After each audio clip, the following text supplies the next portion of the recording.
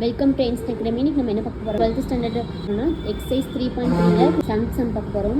Question என்ன கொடுத்துருக்காங்கன்னா, solve the equation x power 4 minus x 14x square plus 45 equal to 0 அப்படின்னு கொடுத்துருக்க equation அப்படி எழுதியாச்சு. இப்போ let x square equal to ஒய்ன்னு எடுத்தாச்சு. X power 4 equal to x square y ஸ்கொயர்னு எடுத்தாச்சு. ஓகேங்களா, இப்போது Y square minus 14y.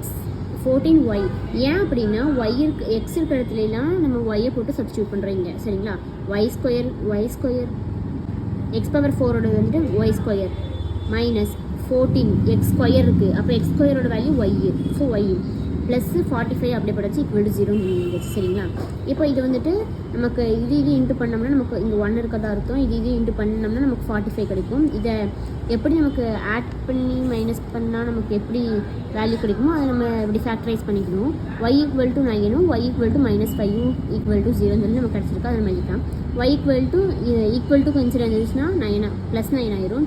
y equal to இது இன்சிட் இருந்துச்சுன்னா +5 ஆயிரும். அப்போ X square equal to 9, X square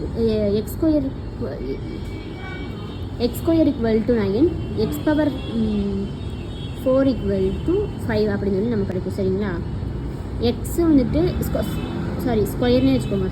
X equal to +or-3, இது ஸ்கொயர்லேருந்து எடுக்கும்போது +or-√5 அப்படின்னு சொல்லி நமக்கு கிடைக்கும்.